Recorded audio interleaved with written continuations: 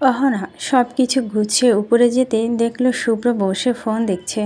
অহনা গিয়ে দরজা বন্ধ করতেই তার দিকে এক দৃষ্টিতে তাকিয়ে আছে। হঠাৎ শুভ্র দাঁড়িয়ে অহনার দিকে আসতে লাগলো। আস্তে আস্তে অনেক কাছে চলে এসেই অহনা চোখ বন্ধ করে ফেলে। কিছুক্ষণ চোখ বন্ধ করে রাখার পর বাম চোখটা একটু খুলে দেখে শুভ্র সামনে নেই।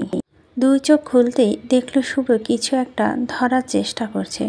সাদা দেওয়ার নীল আর কালো রঙের প্রজাপতি দেখতে বেশ সুন্দর লাগছে। শুভ্র এটা ধরার চেষ্টা করছে। অহনা ফ্লোরে বিছানা করে শুয়ে পড়ে। অর্ধভাঙা মোবাইলটা হাতে নিয়ে গ্যালারিতে ঢুকতেই আমার আর অবন্তীর ছবিগুলো ভেসে উঠল। অবন্তীকে দেখে কান্না পাচ্ছে খুব। অবন্তী তো আমার আত্মা ছিল, কত ভালোবাসার সম্পর্ক ছিল। আমি স্কুল কলেজে কোথাও টিফিন নিয়ে যেতাম না। অবন্তী প্রতিদিন আমারও টিফিন একসাথে আনতো। আমি হেঁটে কলেজে যেতাম, তাই রাগ করতো। আমার প্রতি তার কত কেয়ার ছিল। মেসেঞ্জার ঢুকতেই তার আইডিটা ডিঅ্যাক্টিভ করা দেখলাম। এভাবেই কেউ জীবন থেকে চলে যেতে পারে না। সজ্ঞানে আমাকে এমন পরিস্থিতিতে ফেলে যাওয়ার কথা না। কোথাও একটা কিছু হয়েছে যা আমার অজানা, নয়তো এত বছরও আমি অবন্তী চিনতে পারিনি। আমার কান্নার শব্দ শুভ্রর কানে যেতে চিৎকার করা শুরু করলো, এসব ন্যাকা কান্না বন্ধ করবি, নয়তো লাথি দিয়ে রুম থেকে বের করে দিব। কথাটা শোনার সাথে সাথে ইচ্ছে করছিল গিয়ে তার পাটা ভেঙে দিই। এমন বজ্জাত লোকের জীবনে আর একটাও দেখি নাই। শান্তিতেও কান্না করতে পারি না, বদের হাড্ডি। বিকাল ৩টা। অহনা আজকে শাড়ি পরবে। যাই হোক, বিয়ের পর প্রথম বাবার বাড়ি যাচ্ছে, ফর্মালিটি তো মেনটেন করতেই হবে। লাল টুকটুকে একটা জামদানি পরছে, হাত ভর্তি লাল চুড়ি আর ঠোঁটে লাল লিপস্টিক, চুলগুলো খোপা করে। দুই সাইডের ছোট চুলগুলো সামনে এনে রেখেছে, দেখতে একদম নতুন বউ লাগছে। নিচে গিয়ে শাশুড়িকে সালাম দিয়ে বলো, মা আমি মৌকে নিয়ে যাই আমার সাথে। শাওলা রহমান এক কথা বলে দিল না। তার ভাষ্যমতে ওই রকম মাটির বাড়িতে মৌ থাকতে পারবে না। তাহলে আপনার ছেলেকেও রেখে দিন মা, আমি একাই যাই। আমার ছেলে যদি আমার কথা শুনতো তাহলে আর যেত না। শুভ্র সোফায় বসে মোবাইল দেখছে আর তাদের কথা শুনছে আর চোখে অহনাকে দেখছে। যাই হোক, অহনা এই সৌন্দর্য সবাইকে মুগ্ধ করবে। সে কেউই এখন দেখলেও তার প্রশংসা করতে বাধ্য। সুন্দরীকে তো সুন্দর বলতেই হবে। নীরবতা ভেঙে শুভ্র বলে উঠল, আমি যাচ্ছি, কেউ যেতে চাইলে যেন আসে। শুভ্রর কথা শুনে অহনা দৌড়ে শুভ্রর পিছন পেছন যেতে লাগলো। গাড়িতে বসেই বলল, সিট বেল্ট পর। অহনা শুভ্রের কথায় কোনো ভ্রুক্ষেপ করল না, বাইরে তাকিয়ে রইল। শুভ্র দ্বিতীয়বার না বলে অহনা সিট বেল্ট লাগিয়ে নিল। পোড়া দাগটা স্পষ্ট ফুটে উঠেছে। শুভ্রর রাগটা এবার বেড়ে গেল। অহনার হাতটা চেপে ধরে বলল, আমি বলেছি না শাড়ি পরবি না, দাগটা স্পষ্ট দেখা যাচ্ছে। আপনি বারবার দাগটাই দেখছেন। আমি যে কষ্ট পাই, জামা পরি শাড়ি পরি যাই পরি না কেন, বারবার এখানে লাগার সাথে সাথে আমি ব্যথা পাই। কখনো বলেছি আপনাকে? আমি তো মানুষ, আমারও তো সহ্য ক্ষমতা আছে। এই যে কষ্ট পাচ্ছি, আপনার তো নিশ্চিত খুব ভালো লাগছে, কারণ আপনি বলেছেন আমাকে কষ্ট পেতে দেখলে আপনার ভালো লাগে। আরেকটা কথা শুনুন, আপনার ভালোবাসা আমি ধরে রাখতে পারিনি, এতে আমার কি দোষ? কেমন ভালোবেসেছেন যে আপনাকে ছেড়ে চলে যায়? আর একজন প্রেমিক এতটাই অমানবিক কিভাবে হতে পারে? আমাকে যেভাবে কষ্ট দিচ্ছেন, সেম কষ্ট যদি মৌ পেত তাহলে ভাই হিসেবে মেনে নিতে পারতেন তো? ভাই হিসেবে বাদই দিলাম, একজন বিবেকবান মানুষ হিসেবে মেনে নিতে পারতেন? নিজেকে প্রশ্ন করুন তো। অহনা কথাগুলো শুনে শুভ্র নিজের মাথা কয়েকবার হাত দিয়ে আঘাত করে। কিছুক্ষণ মাথা নিচু করে স্বাভাবিক হয়ে ড্রাইভ করা শুরু করে। একটা শব্দ তার মুখ থেকে বের হয় না। কথাগুলো বলে অহনা ভিতরে ভয় কাজ করছে। এই কথাগুলোর জন্য যদি আবার মার খেতে হয়। রাসু বেগম রান্না করছে। তমা জিনিয়া মিলে পশ্চিম দিকের মাটির ঘরটা সুন্দর করে গুছিয়েছে। অহনা আসলে এর ঘরেই থাকবে। তমা জিনিয়া ও খুশি, অনেক দিন পর বোনকে দেখবে। গ্রামের অনেকটা ভিতরে বাড়ি হয় সন্ধ্যা 8টায়, গভীর রাত মনে হয়। কারেন্ট তেমন একটা থাকে না, তা রাতে রান্না করা মুশকিল, তাই দিনের আলো থাকতে থাকতে সব রান্না শেষ করে রাখতে চাচ্ছে রাসু বেগম। জামাইকে আদর আপ্যায়ন না করলে তো আর টাকা খসানো যাবে না। রাসু বেগম ছোট মাছ, দেশি মুরগি, গরুর মাংস আর মুগ ডাল রান্না করেছে, সাথে পোলাও আর পাটিসাপটা পিঠা। একা হাতে তো সব করতে পারে না, তাই রাসু বেগম বোনকে সকালে ফোন করে ডেকে নিয়েছে। অন্ধকার আচ্ছন্ন পরিবেশ, রাস্তার দুদিকে বাঁধঝাড়, রাস্তার কোনো মানুষ নেই, জনমানব শূন্য। গ্রামের রাস্তা শুভ্র ভয় না পেলেও অহনা বেশ ভয় পাচ্ছে। মনে হচ্ছে এই বুঝি ভূত গাড়ির সামনে চলে আসবে। ভয় ভয় শুভ্রকে বলল, আপনার হাতটা কি আমাকে ধরতে দিবেন? না প্লিজ, আমি ভয় পাচ্ছি। হাত ধরতে দেন না। অহনা চোখ বন্ধ করে শুভ্রর দিকে ঝুঁকে তার শার্ট খামচে ধরছে। অহনা ভয় পাওয়া দেখে শুভ্র বেশ হাসি পাচ্ছে, তাও গম্ভীর কণ্ঠে বলল, আমার শার্ট ছাড়, নয়তো এখানে নামিয়ে রেখে চলে যাব। বলার সাথে সাথে শার্ট ছেড়ে চোখ বন্ধ করে বসে আছে। বাড়ির সামনে আসতেই তমা জিনিয়া দৌড়ে ঘর থেকে বেরিয়ে গাড়ির সামনে যায়। শুভ্র গাড়ি থেকে নামতেই শুভ্রকে সালাম দেয়। অহনা তো নেমেই দুবোনকে জড়িয়ে ধরে কান্না করে দেয়। রাসু বেগম দৌড়ে এসে অহনাকে জড়িয়ে ধরে। তোর কি আমার কথা একবারও মনে হয়নি মা? রাসু বেগম এমন পরিবর্তন দেখে অহনা নিজেকে চিমটি কাটল। আসলে কি যা দেখছে তা বাস্তব? শুভ্র গাড়ি থেকে ফল নামিয়ে তমা জিনিয়াকে দিচ্ছে। ছোট থালায় ফয়েল পেপার দিয়ে পেঁচিয়ে তার উপরে ফলগুলো রেখে উপরে আবার পাতলা পেপার দিয়ে এনেছে। আপেল, মালটা, কমলা, পেয়ারা, পেঁপে, 4 রকমের মিষ্টি। এসব শুভ্র কখন করছে অহনা বলতে পারবে না। রাসু বেগম এত কিছু দেখে তো চোখগুলো ছানা বড়া হয়ে গেছে। রাসু বেগম শুভ্রকে গিয়ে ঘরে বসালো।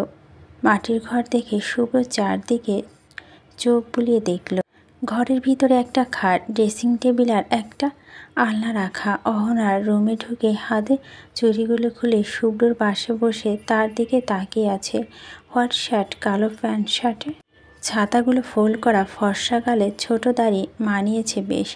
চোখ লাগবে যেভাবে তাকিয়ে আছে। আমি আন্তরিকভাবে দুঃখিত মহাশয়, আপনি চাইলে চলে যেতে পারেন। শুভ্র পেছন থেকে এক হাত দিয়ে অহনার কোমর জড়িয়ে ধরল। যার জন্য আসেনি অহনা, আর আমার এত কিউট বউটা রেখে চলে যাব কি করে? অহনা শুভ্রের হাত পেছন থেকে সরিয়ে সামনে তাকাতে দেখল তমা দাঁড়িয়ে আছে, তাই এসব বলছে। এটা আর বুঝতে বাকি রইল না। তমা লজ্জা পেয়ে দরজা থেকে দ্রুত তার ঘরে চলে গেল। অহনার শাড়ি খুলে 3 পিস পরে নিল। ফ্রেশ হয়ে চাচির কাছে গিয়ে কাজ হাত লাগাতেই চাচি বলে উঠল, থাক অহনা, আর দেখাতে হবে না। এই বাড়ির সব কাজ যে তুই করতি। তোর জামাইকে দেখাতে চাচ্ছি যে চাচি তোকে দিয়ে সব কাজ করায়। অহনা হেসে বলল, দেখানোর কি আছে চাচি? এখন এই সব কথা বাদ দাও। আমি কালকে তো চলেই যাব। রাত থেকে কালকে দুপুর পর্যন্ত কোনো রকম আমাকে সহ্য করে নাও। শুভ্র ফ্রেশ হয়ে খাটের এক কোণে বসে আছে। গ্রামের পরিবেশ তার বরাবরই পছন্দ। তার নানু বাড়ি ও গ্রামে ছিল। ছোটোবেলায় কত এসেছে, কিন্তু বড় হওয়ার পর থেকে কখনো নানু বাড়ি যাওয়া নামই নেয়নি। যাবে কি করে? মা থাকলে তো নানু বাড়ি সুন্দর। শায়লা রহমান তার সৎ মা, কিন্তু ছোট থেকে কখনো সৎ মা বলে মনে করেনি। তাদের সম্পর্ক এতই ভালো যে কেউ দেখলে বুঝতে পারবে না শুভ্রের সৎ মা শায়লা রহমান। শুভ্রের 8 বছর বয়সী তার মা মারা যায়, আগুনে পুড়ে মারা যায়। তার নানু বাড়িতে বেড়াতে যাওয়ার পর ওই ঘরে আগুন লাগে, আর ঘরের ভিতর থাকা শুভ্রর মা মারা যায়। মায়ের কথা মনে হলেই চোখের পানি ধরে রাখা সম্ভব হয় না। তবে ছেলে মানুষ, কাঁদতে নেই। শুভ্র মাঝে মাঝে তার রুমে দরজা বন্ধ করে বালিশে মুখ গুজে কাঁদে যখন মায়ের কথা মনে হয়। তিয়াস, মৌ তার সৎ ভাই বোন। অহনা শুভ্রকে দেখে বেশ অবাক হচ্ছে। এ কোন শুভ্রকে দেখছে? নীরবতা ভেঙে বলে উঠল, আপনি কাঁদছেন কেন জানতে পারি? শুভ্র চোখ মুছে স্বাভাবিকভাবে বলল, জানালার সাইডে বসেছিলাম তো বাতাসে চোখে কিছু একটা পড়েছে। অহনার কথা বাড়ালো না। বলো চলেন খাবেন। শুভ্র কোনো কথা না বলে অহনার সাথে খেতে চলে গেল। খাওয়া শেষ করে বসতেই অহনার চাচা আর চাচাতো ভাই পিয়াস বাসায় আসলো। কেমন আছো বাবা? আমি আমাদের বাজারের দোকানে ছিলাম, আজ তো হাটের দিন, দোকান ফেলে আসতে পারিনি। আলহামদুলিল্লাহ ভালো চাচা, সমস্যা নেই। চাচা এসে জিজ্ঞেস করার পর চাচি বলছে আপনি দোকানে আছেন?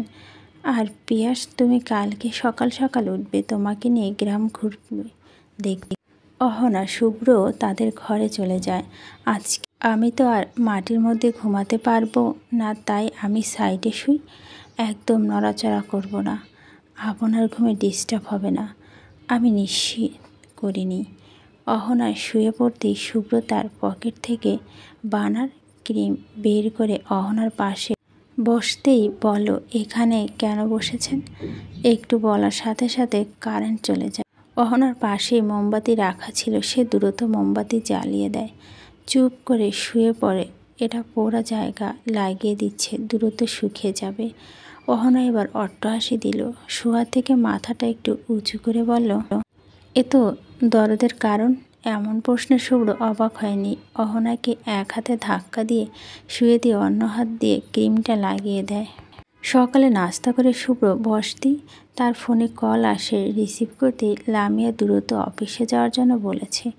ডিজাইন সেকশনের কাজ আটকে আছে, না গেলে সবাই বসে থাকতে হবে। সবাই থেকে বিদায় নিয়ে অহনাকে নিয়ে ডিরেক্ট অফিসের জন্য বেরিয়ে পড়ে। লামিয়া চেয়ারে বসে বসে হাসছে। আর কত নাটক সাজাবে হবে শুভ্রকে পেতে হলে, তা অজানা। অহনার কথা মনে হতেই বেশ রাগ হচ্ছে। সব তো প্ল্যানই হচ্ছিল, হঠাৎ অহনা এন্টিটা সব কিছু নষ্ট করে দিয়েছে। 3 দিন হলো শুভ্র অফিসে আসছে না, তাই শুভ্রকে অফিসে নিয়ে আসার জন্য ডিজাইন সেকশনের কাজ বন্ধ রেখেছে। এটা না বলে শুভ্র আসবে না, তাই তো এই কথা বলা। শুভ্র অহনাকে নিয়ে অফিসে ঢুকে নিজের ক্যাবিনে বসে লামিয়া ঢুকে পড়ে। এভাবে নক না করে ঢুকে পড়ে শুভ্র রাগ হয়। লামিয়া এসে অহনাকে দেখতে পেয়ে তার মেজাজ বিগড়ে যায়, তাও নিজেকে সংযত রেখে শুভ্রের সাথে কথা বলছে। আমি কিছুটা দূরে দাঁড়িয়ে আছি। লামিয়া মেয়েটা বেশ গায়ে পড়া স্বভাবের, কেমন শুভ্রের উপর গিয়ে পড়ছে। তাকে আমার কি কোলে বসে থাকুক? লামিয়া আর চোখে অহনাকে দেখছে, খুব ভালো করে বুঝতে পারছে অহনা তাকে খেয়াল করছে। শুভ্র চেয়ার থেকে উঠে অহনার কাছে গিয়ে অহনাকে টেনে নিজের কাছে এনে পিছন থেকে ডান হাত দিয়ে জড়িয়ে ধরে বলে লামিয়া আমার বউ অহনা। মুখে হাসি টেনে লামিয়া অহনার সাথে হাত মেলালেও ভেতরটা জলে পড়ে যাচ্ছিল। শুভ্র খেয়াল করেছে ক্যাবিন ঢোকার পর থেকে অহনাকে ইগনোর করে যাচ্ছে লামিয়া। বড় ভাইয়ের বউ হিসেবেও কথা বলতো পারতো, তাও করেনি। অফিসের সব কাজ শেষ করে অহনাকে নিয়ে বাসায় ফিরছে শুভ্র। অহনার রুমে ঢোকার আগেই শাওলা রহমান ডাক পেয়েছে। দ্রুত ওনার রুমে যেতেই বলল খালি হাতে এসেছে যে, কিছু দিয়ে দেয়নি? আর দিবেই বা কী করে, থাকতে তো হবে। মা আমার যে নাই তা নিশ্চিত বিয়ের আগেই জানেন। আমি আপনার বাসায় উড়ে এসে পড়িনি, আমাকে আপনার ছেলে বিয়ে করে এনেছে। আমার কিছু নাই তা দেখেই বিয়ে করেছে। আমার ছেলে তো আর শখ করে বিয়েটা করেনি, আমিও শখ করে আপনার ছেলে বিয়ে করিনি। মুখে যেহেতু জোর আছে, হাতেও তো তোমার জোর থাকবে, তাই তোমার বাম দিকে রাখা কাপড়গুলো হাতে কেচে ছাদে শুকাতে দাও।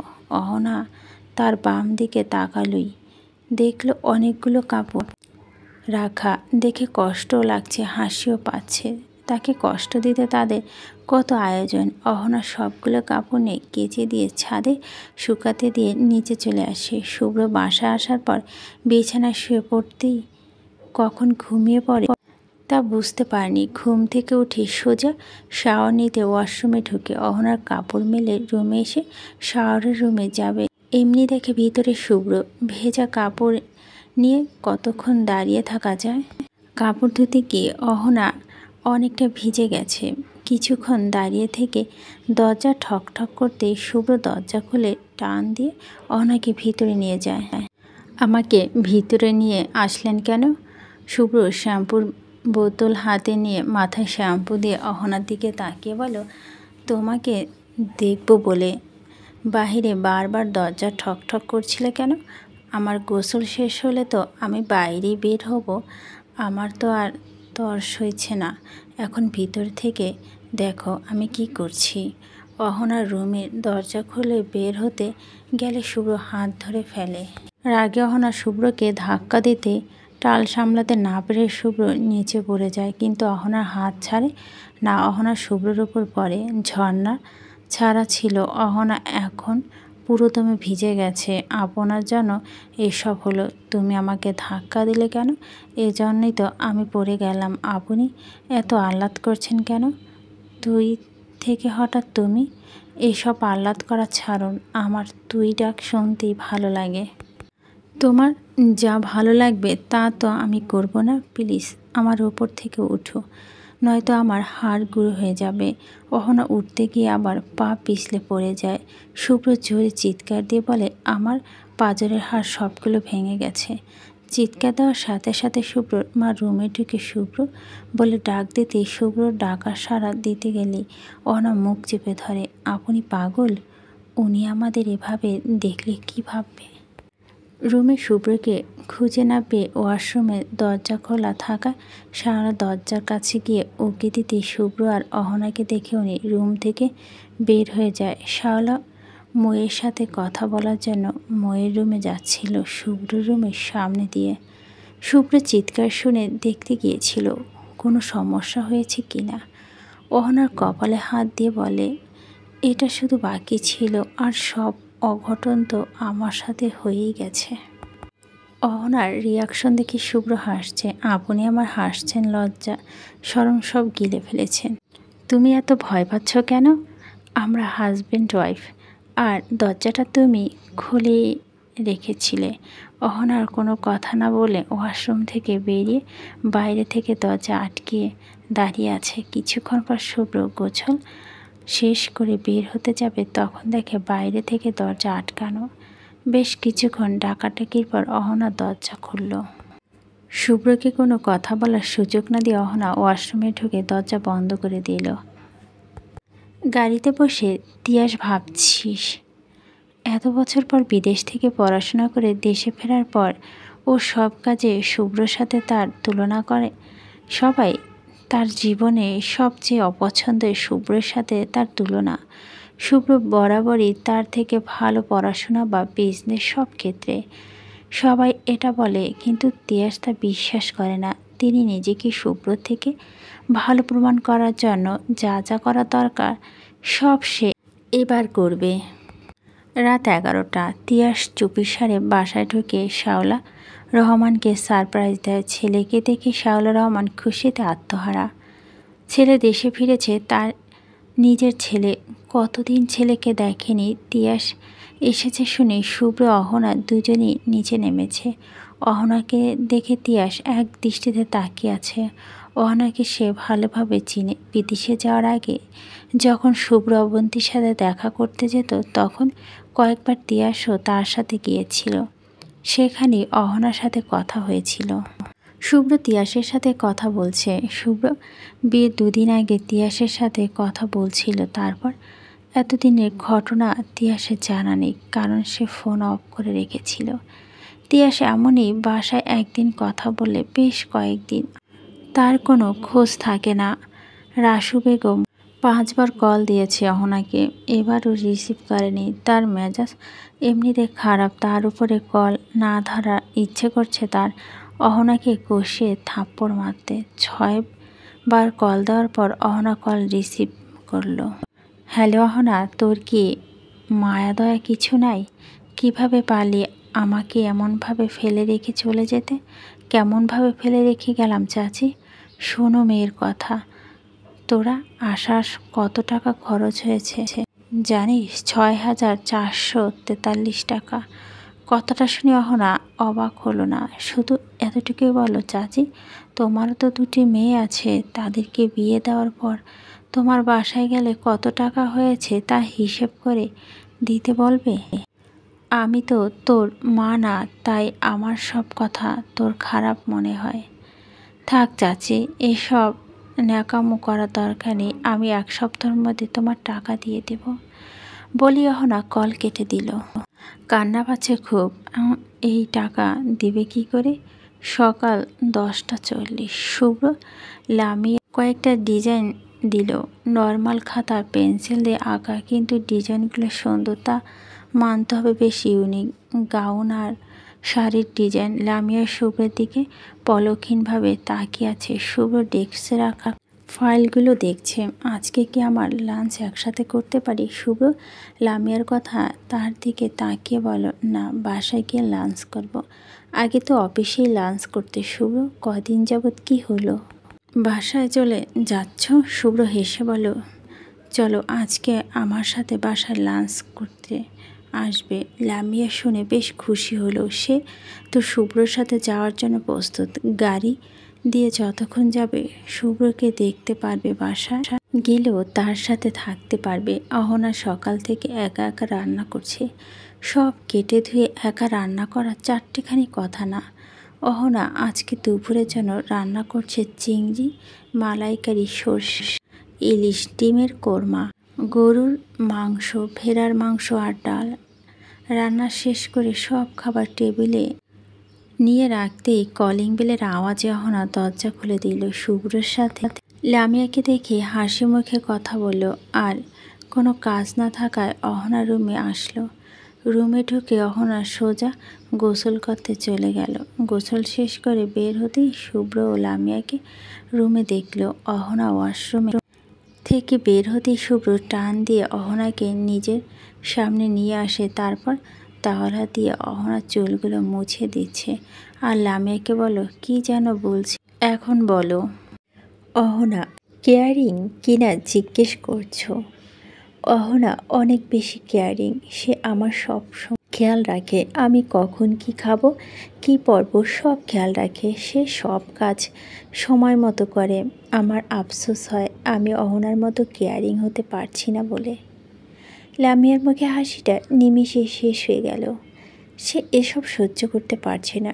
শুভ্রের বইয়ের প্রতি এত আদর দেখে সহ্য হচ্ছে না। লামিয়া কোনো রকম রুম থেকে বের হয়ে শায়লা রহমানের কাছে গেল। রেগে জিজ্ঞেস করলো, 50 লাখ নিয়ে তো বসে আছেন, কাজের কাজ কিচ্ছু করতে পারছেন না। শায়লা অবাক। আরও দুর্ব্যবহার পছন্দ না। লামিয়ার দিকে তাকিয়ে বলল, থাপ্পড় দিয়ে দাঁত সব কটা ফেলে দিব। টাকা দিয়েছিস বলে কি আমাকে কিনে নিয়েছিস? আমি ছাড়া দ্বিতীয় কোনো ব্যক্তি আছে যে তোর কাছে শুভ্রকে এনে দিবে? বললে টাকা এখন দিয়ে দেব। শায়লা আস্তে আস্তে আলমারির দিকে এগিয়ে যাচ্ছে টাকা বের করে দেওয়ার জন্য। আর মনে মনে ভাবছে লামিয়া এখন পিছন থেকে ডাকছে না কেন। লামিয়া ভাবছিল, সত্যি তো শায়লা ছাড়া তো আর কেউ নেই যে অহনাকে এই বাড়ি থেকে বের করে দিতে পারবে, শুভ্রকে তার করে দিবে। মুখে হাসি টেনে শালার হাত ধরে বলল, আরে মামি রাগ করছেন কেন? আসলে এই অহনার জন্যই আমার মাথাটা গরম হয়ে আছে। আর একটু রাগ দেখিয়ে ফেলেছি। আপনি ছাড়া আমার আর কে আছে বলেন? শায়লা মনে মনে স্বস্তি পেল। এমন ব্যবহার আমার সাথে আর কখনো করবি না। আর যদি বেশি তাড়া থাকে তো তোর টাকা তুই নিয়ে যা। রাগ করেন না মামি প্লিজ। অহনা আয়নার সামনে বসে আছে। শুভ্র বেডের উপর বসে দেখছে অহনা কি করে। অহনা ব্যাপারটা খেয়াল করে জিজ্ঞেস করলো, আপনার কি সব কাজ শেষ? না, তাহলে কাজ করেন। আমার দিকে তাকিয়ে আছেন কেন? আমার কাজ আমি করছি, তুমি তোমার কাজ করো। আমাকে দেখা এটা আপনার কাজ কবে থেকে হলো? তুমিও তো আমাকে দেখো, ভেবেছ কি আমি খেয়াল করিনি? গত রাতে তো তুমি বেশ কিছুক্ষণ আমার দিকে তাকিয়েছিলে। আমি শোয়া থেকে উঠে তোমাকে জিজ্ঞেস করেছি, তুমি আমাকে কেন দেখছ? অহনা আয়নার সামনে থেকে সরে শুভ্রর পাশে গিয়ে বসে জিজ্ঞেস করল, আপনি তো তখন ঘুমিয়েছিলেন, দেখছিলেন কি করে? তার মানে স্বীকার করছো তুমি আমাকে দেখছো? আমি মশা দেখছিলাম, আপনাকে না। শুভ্র হেসে বলল, আমিও আয়না দেখছিলাম, তোমাকে না। মিথ্যে বলে লাভটা কি হচ্ছে তোমার? ও আমাকে না দেখে মশা দেখে যে লাভ হচ্ছে আমিও কিন্তু বলিনি তুমি মিথ্যা বলছো। ভালোই তো, পিঞ্চ মেরে কথা বলতে পারেন। শুভ্র অহনার দিকে তাকিয়ে বলল, আরেকটা জিনিস ভালো পারি দেখতে। অহনা মাথা নেড়ে সম্মতি জানালে শুভ্র বলে, চোখ বন্ধ করো। অহনা চোখ বন্ধ করতেই শুভ্র অহনার ঠোঁটে আলতো করে চুমু খায়। অহনার সাথে সাথে চোখ খুলে বলে, এটার জন্যই এতক্ষণ এত কিছু বলেছেন। ভালো তো বাসেনি না, তাহলে এসবের মানে কি? কি মনে করেন নিজেকে? যা ইচ্ছে আমার সাথে করতে পারবেন, তাই না? ইচ্ছে হলো কাছে টেনে নিলেন, আবার ইচ্ছে হলো চড় থাপ্পড় দিয়ে চলে গেলেন, তাই না? অহনার কথাগুলো বলে রুম থেকে বের হয়ে চলে যায়। নিচে যেতে দেখল তার দু বোন এসেছে, তমা জিনিয়া।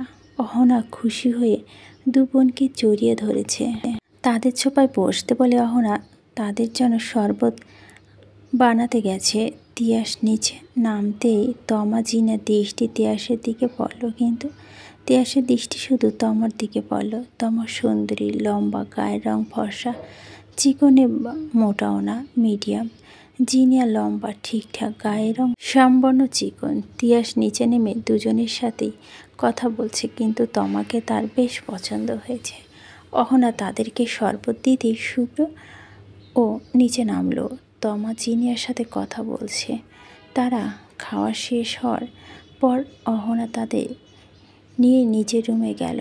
তোরা আসবি, আমাকে একবার কল দিয়ে বলতে পারতি। তমা বলল, আমরা নিজেরাও তো জানি না আমরা যে আসব। মা বল তুই নাকি টাকা দিবি, এজন্যই আসতে বলল। অহনা ইচ্ছে করছিল নিজের মাথা নিজে মারুক। এই মহিলা এত টাকার পাগল। নিজের সামলে নিয়ে বলল, আমি তো চাচিকে বলেছিলাম আমি এই সপ্তাহের মধ্যে নিয়ে যাব। আচ্ছা তোরা এসেছিস, কদিন থেকে যা, আমার ভালো লাগবে। অহনার কথা শুনে দুজনেই রাজি। তারা অহনার সাথে থাকতে রাজি। জিনিয়া বেশি আগ্রহ দেখাচ্ছে, কারণ তার তিয়াসকে ভালো লেগেছে। তাদের কথা বলা শেষ হতেই তিয়াস রুমে নক করে অহনার রুমে ঢুকছে। ভাবি আপনার বোনদেরকে এই বাড়িতে ঘুরে দেখাই। অহনা হেসে বলল, ওরা থাকবে, এত ব্যস্ত হওয়ার দরকার নেই। ওরা ফ্রেশ হয়ে নিক, তারপর ঘুরে দেখাবে। অহনা তমা জিনিয়াকে গেস্ট রুমে নিয়ে গেল। তাদের ফ্রেশ হতে বলে অহনা নিচে কিচেনে চলে আসে। তিয়াস নিচে সোফায় বসে আছে, তার গেস্ট রুমের দিকে খেয়াল রাখছে কখন তমা রুম থেকে বের হবে। অহনা রান্নাঘরে আসতেই শুভ্র পিছনে এসে দাঁড়িয়ে আছে। অহনা শুভ্র পিছনে আছে বুঝতে পেরে বলল, কি চাই তোমাকে না চা? অহনা রেগে গেছে, তাকে বলো, আমি কখন প্রশ্ন করেছি যে আপনার আমাকে চাই নাকি? করনি বলেই তো তোমাকে মনে করিয়ে দিলাম।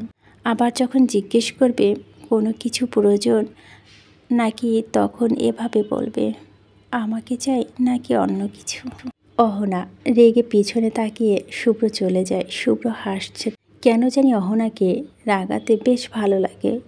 রাগলে মনে হয় অহনাকে বেশি সুন্দর লাগে। তমা জিনিয়া রুম থেকে বের হতেই তিয়াস তাদের সামনে হাজির। তমাকে উদ্দেশ্য করে বলে, চলেন আমার সাথে বাসাটা ঘুরে দেখি। জিনিয়া হেসে বলে, চলেন। তিয়াস তমাকে তার সম্পর্কে অনেক কিছু জিজ্ঞেস করছে। তমাও উত্তর দিচ্ছে। জিনিয়া তাদের পিছনে হাঁটছে, তাদের কথা শুনছে আর তিয়াসকে দেখছে। শুভ্র গায়ে প্রচণ্ড জ্বর। অহনার পাশে বসে মাথা জলপট্টি দিচ্ছে। জ্বরে কিছুটা কমার পর অহনা দুহাত শক্ত করে ধরে আছে শুভ্র। অহনার কোলে মাথা রেখে বলল, আমাকে ছেড়ে প্লিজ যেও না। অহনা বারবার হাত ছাড়ুন চেষ্টা করছে, কিন্তু শুভ্র ছাড়ছে না। শুভ্র ঘুমাচ্ছে এটা বুঝতে পেরে অহনা তার কোল থেকে মাথা সরিয়ে বালিশে রেখে পাশে শুয়ে পড়ল। সকালে ঘুম ভাঙতে দেখে শুভ্র আষ্টে পিষ্টে জড়িয়ে ধরে শুয়ে আছে। ছাড়ুন, এভাবে জাপটে ধরে আছেন কেন? শুভ্র কোনো উত্তর দেয়নি। অহনা ভেবেছে শুভ্র ঘুমিয়ে আছে, তাই নিজেকে ছাড়ানোর চেষ্টা করতেই শুভ্র আরও শক্ত করে ধরে। এমনভাবে ধরে আছেন যে গভীর ঘুমে। ছাড়ুন আমাকে, নয়তো কী করবে? চোখ বন্ধ করে শুভ্র অহনাকে জিজ্ঞেস করলো, আপনি চাচ্ছেন কি আমাকে বলবেন? শুভ্র এবার চোখ খুলে উত্তর দিল, আমি ভেবেছিলাম তুমি আমার কোলবালিশ ভুলবশত ধরে ফেলেছি। অন্যদিন তো তোমার জায়গায় কোলবালিশ থাকে। এসব বানানো গল্প বাদ দিয়ে আমাকে ছাড়ুন। শুভ্র অহনাকে ছেড়ে ধাক্কা দিয়ে অহনা বেড থেকে নিচে পড়ে যায়। নিচে পড়ে অহনা ব্যথা কান্না করে দেয়। শুভ্র দূরত্ব অহনাকে উপরে তুলে, সরি, আমি বুঝতে পারিনি তুমি পড়ে যাবে। আপনি ইচ্ছে করে আমাকে ফেলে দিয়েছেন। তোমার আমার প্রতি ধারণা এমন হয়ে গেছে আমি কিছুই না করলেও আমাকে তুমি অপরাধী ভাববে। আমার ভাবারটা কি ভুল? আপনি তো বিয়ের পর থেকে আমার সাথে যেমন ব্যবহার করে আসছেন, আমার ভাবনাটা এমন হয় স্বাভাবিক। অহনা দুপুরে সব কাজ শেষ করে রুমে ঢুকে দেখে বেডের উপর বড় একটা বক্স রাখা এবং উপরে একটা চিরকুট। কৌতূহলবশত অহনা চিরকুটটা নিয়ে খোলে। বড় বড় অক্ষরে লেখা, আমার সুন্দর বউ অহনার জন্য। অহনা বক্সটা খুলতেই দেখে একটা শাড়ি রাখা, হোয়াইট পিঙ্ক কম্বিনেশনের শাড়ি, সাথে চুড়ি সহ সাথে পরা জুয়েলারি। নিচে ছোট্ট আরেকটা বক্স, মেকআপ আইটেম রাখা। হঠাৎ অহনাকে পিছন থেকে জড়িয়ে ধরে অহনা বলল, এসব গিফট কেন? বউকে গিফট দিতে কারণ লাগে নাকি? অহনা হেসে নিজেকে ছাড়িয়ে কিছু দূরে চলে যায়। আজকে সন্ধ্যা এই শাড়িটা পরে রেডি থাকবে। আমি তিয়াস, তমা, জিনা, তুমি, আমরা সবাই মিলে ঘুরতে যাব এবং রাতে ডিনার করে ফিরব। তমা আর তিয়াস বাগানে একটা বেঞ্চে বসে কথা বলছে। দূর থেকে জিনিয়া দাঁড়িয়ে দেখছে। আস্তে ধীরে বেঞ্চের পাশে এসে দাঁড়ায়। জিনিয়াকে দেখে তারা দুজন অপ্রস্তুত হয়ে পড়েছে। আমাকে না জানিয়ে এখানে কি করছিস তমা? তুই তো আমাকে ছেড়ে একা আসিস না। তিয়াস জিনিয়াকে বসতে বলে বলল, আমি নিয়ে এসেছি, তুমি মোবাইল দেখছিলে তাই ডাকেনি তমা। কী রে, কথা বলতে ভুলে গেছিস? তোর উত্তর ও অন্যজনে দিতে হচ্ছে। তমা নীরবতা ভেঙে বলল, মোবাইল নিয়ে ব্যস্ত ছিলাম তাই আর ডাকিনি। তমা কথাটা বলেই বসা থেকে উঠে জিনিয়াকে নিয়ে বাগানে হাঁটছে। তিয়াস পিছন পিছন হাঁটছে। শায়লা রহমানের ডাকে সেই ঘণ্টাখানেক আগে অহনা ওনার রুমে ঢুকছে, এখনও আসছে না। শুভ্র রুম বেশ কিছুক্ষণ পায়চারি করে এখন মায়ের রুমের দিকে যাচ্ছে। ঘুরতে যাওয়ার কথা, কিন্তু সন্ধ্যা হয়ে গেল, অহনা এখনও রুমে ঢুকছে না। অহনা পা টিপে টিপে ক্লান্ত। সে কখন থেকে শুরু করেছে শায়লা নাকি পা ব্যথা। সে শুয়ে শুয়ে ফোন ভিডিও দেখছে। শুভ্র বলেছিল সন্ধ্যা বের হবে, তাই অহনাকে ব্যস্ত রাখছে যেন না যেতে পারে। শুভ্র রুমে ঢুকতেই শায়লা শোয়া থেকে উঠে বসে। শুভ্র কিছু বলার আগেই শায়লা বলে উঠল, বাবা, আমার পাটা অনেক ব্যথা করছিল, তাই অহনাকে বললাম। মাকে থামিয়ে দিয়ে শুভ্র গম্ভীর হয়ে বলল, অহনা একটু আসো তো। শুভ্রর কথা শুনে বোঝা যাচ্ছে রেগে আছে, নয়তো তাই শায়লা আর কিছু বলল না। অহনা দরজার বাইরে আসতেই শুভ্র হাতে টান দিয়ে অহনাকে নিজের কাছে নিয়ে আসে।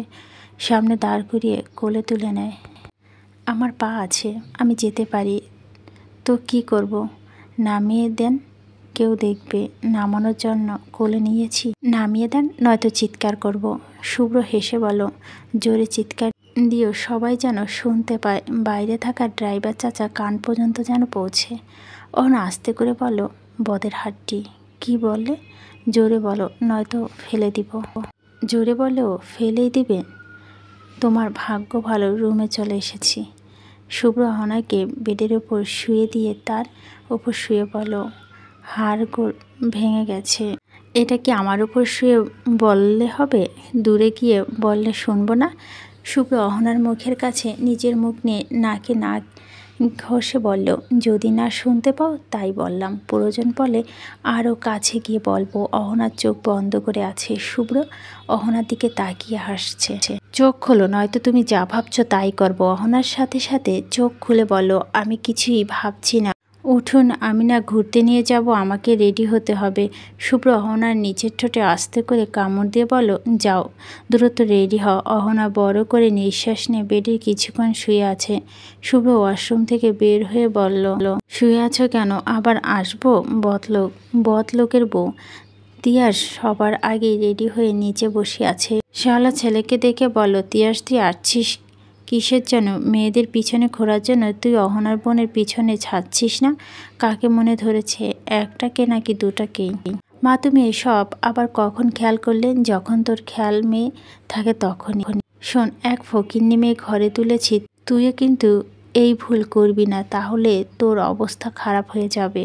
মা মন কি ধনী গরিব বুঝে? শাওলা পা থেকে জুতো খুলে তিয়াসের দিকে মারতে যাবে তখনই তমা জিনিয়ার নিচে দিকে নামছে। তাদের দেখে জুতা আবার পরে তিয়াসের পাশে গিয়ে বসে বলল, তোকে এখন জুতা দিয়ে দিতাম বেঁচে গেল।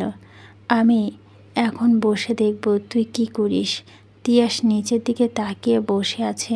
খুব করে ইচ্ছে করছে তমাকে একটু দেখুক, কিন্তু শায়লা এক দৃষ্টিতে ছেলের দিকে তাকিয়ে আছে। তমা বারবার তিয়াসের দিকে তাকাচ্ছে, কিন্তু তিয়াস মাথা নিচু করে আছে। হঠাৎ মাথা উঁচু করে তমার দিকে তাকিয়ে বলল, ভাবি এখনো রেডি হয়নি? জিনিয়া উত্তর দিল, রেডি হলে তো নিচেই আসতো। তোমার দুজন যাও তো ভাবিকে নিয়ে এসো, আর কতক্ষণ বসে থাকবো?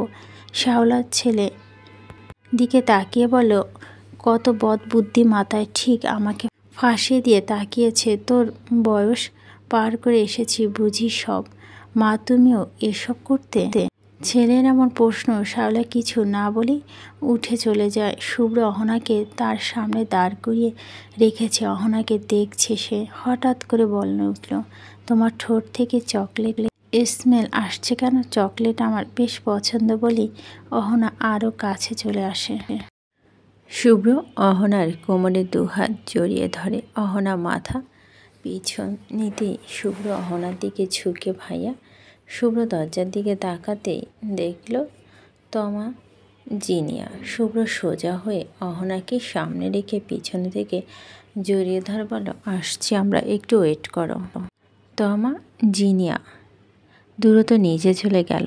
অহনা শুভ্রর হাত জোরে চিমটি কাটে। ব্যথা পেয়ে হাত সরিয়ে ফেলতেই অহনা নিজেকে ছাড়িয়ে শুভ্রর বুকের মধ্যে কয়েকটা থাপ্পড় দিয়ে বলে, আমার মান সম্মান গিলে ফেলবেন নাকি? ওদের সামনে এসব কী করছেন? সমস্যা কি? আমার একটা মাত্র বউ, তার সাথে একটু রোম্যান্স করছি, ওরা এসে ডিস্টার্ব করছে, কি করব? অহনা শুভ্রকে আর কোনো কথা বলার সুযোগ না দিয়ে দ্রুত নিচে চলে যায়। নিচে যেতেই দেখে তমা জিনিয়া ও তিয়াস বসে আছে। অহনা তমা জিনিয়াকে নিয়ে গাড়ির পিছনের সিটে গিয়ে বসে পড়ে। তিয়াস সামনে বসে। শুভ্র সবার পরে এসে গাড়িতে বসে পিছনে অহনার দিকে তাকিয়ে বলে, অহনা আসো, আমার কোলে বসো, তোমাকে নিয়ে ড্রাইভ করি। ওদের সামনে এসব বলতে আপনার লজ্জা করে না? আমার নিজের বিয়ে করা বউকে বলছি, লজ্জা কেন করবে? বেশি শখ হলে তিয়াসকে কোলে বসিয়ে ড্রাইভ করুন। তিয়াস কি আমার বউ? তোমার ফিলিংস দিবে। অহনা রেগে গিয়ে বলল, আর একটা শব্দ উচ্চারণ করলে আমি গাড়ি থেকে নেমে যাব। তমা জিনিয়া হাসছে। তাদের হাসি দেখে অহনা বেশ রাগ হচ্ছে শুভ্রর উপর এমন লাগামহীন কথার জন্য। শায়লা রহমান হামিদা বেগমের সাথে বসে আছে।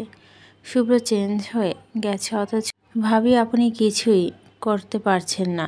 শায়লা পায়ের ওপর পা তুলে বসে, তাহলে হামিদা তুমি কিছু করো। আমি করতে পারবো না। আরে ভাবি আপনি রাগ করছেন কেন? আজ থেকে আমি আপনাকে সাহায্য করব। শায়লা হেসে হামিদার দিকে তাকালো। আচ্ছা এতে তারা কিসের হামিদা? ভাবি আমার মেয়ের শান্তি আমার শান্তি। ডিনার শেষ করে শুভ্র অহনার হাত ধরে বসে আছে। তমা তিয়াস জিনিয়া অন্য টেবিলে বসেছে। শুভ অহনার হাত ধরে বলল, আজকে তোমাকে কিছু কথা বলার জন্য এখানে নিয়ে এসেছি। মন দিয়ে শোনো, আমার মা ছোটোবেলা মারা গিয়েছে। ছোটোবেলা থেকে আমি মায়ের আদর পাইনি বলেই চলে, তবে বাবা মাকে খুব ভালোবাসতো। আমার বাবা অবন্তীর সম্পর্ক যখন হয় তখন আমি ইচ্ছে করে অবন্তীর সাথে সম্পর্কে জড়াইনি। অবন্তী আমাকে তার ভালোবাসার কথা প্রথম জানিয়েছিল। আমিও আগ্রহ দেখিয়েছিলাম অবন্তী আমার প্রতি কেয়ার দেখে। আমাকে ওরকমভাবে কেউ কেয়ার করতো না অহনা। শুভ্রের হাত ছাড়িয়ে দেওয়ার চেষ্টা করতেই শুভ্র অহনার হাত শক্ত করে ধরে বলল, প্লিজ আমার কথাগুলো শেষ করতে দাও। অবন্তী বিয়ের অনেক দিন আগে থেকেই আমাকে ইগনোর করতে শুরু করে। তার বাসা থেকে বিয়ের ডেট ফিক্সড করে রেখেছিল বলে সম্পর্কটা ভেঙে দিতে পারছিল না। আমিও পারছিলাম না সম্পর্কটা ভেঙে দিতে, কারণ বিয়ের ডেট ফিক্সড, সবাই আমাদের বিয়ের কথা জানতো। কিন্তু আমি ভেবেছিলাম বিয়ের পর সব ঠিক হয়ে যাবে। কিন্তু দেখো, বিয়ের দিন সে পালিয়ে গেল, আমার সব মান সম্মান এবং শেষ। তুমি ওই দিন বললে না যে তোমাকে দোষারোপ করা কেন করছি? আমার ভালোবাসা ঠিক থাকলে কি সে পালিয়ে যেত? সত্যি তো আমার ভালোবাসার মধ্যে ঘাটতি ছিল, তাই এমন হয়েছে। আমি আজও জানি না আসলে কি কারণে সে আমাকে ইগনোর করছে বা পালিয়ে গিয়েছে। তবে অবন্তী আমার অতীত, তুমি বর্তমান। আমি আগে সব ভুলে যেতে চাই। আমি ক্ষমা চাই আমার সব অপকর্মের জন্য। আমি জানি তুমি অনেক কষ্ট পেয়েছ। আমার মনে হয়েছে বিয়ের দিন এমন অপমান থেকে মৃত্যু সে নয় কি। আমি জানি না তুমি ক্ষমা করবে কি না, তবে আমি ক্ষমা প্রার্থী। অহনা শুভ্রের হাত ছাড়িয়ে বলে,